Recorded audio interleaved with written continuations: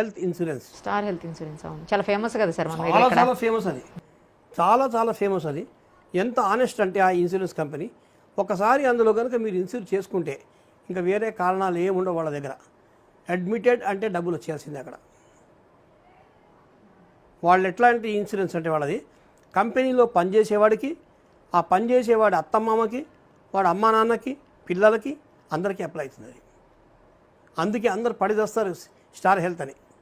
ఇంకా వేరే ఏ హెల్త్ గురించి నేను మాట్లాడను. ఇన్సూరెన్స్ అంటే నాకు తెలిసి రిలయబుల్, జెన్యూన్ ఓన్లీ స్టార్ హెల్తే. నేను చూసాను అది. మిగతా నువ్వు ఏ పేరు అని చెప్పు, అవి ఏదో ఒక రకంగా మిమ్మల్ని మోసం చేస్తాయి. ట్రీట్మెంట్ అయిన తర్వాత డబ్బులు కట్టే టైంకి వచ్చేటప్పటికి మేము 40% ఇస్తాం, మేము 30% ఇస్తాం, ఈ డిసీజ్కి అసలు మేము ఈయనయ్యము, ఇలాగుంటాయి. కాబట్టి జనాలు ఇన్సూరెన్స్లు చేయించుకునే ముందు ఆలోచించి దాని బ్యాక్గ్రౌండ్ చూసి దానికి ఉండే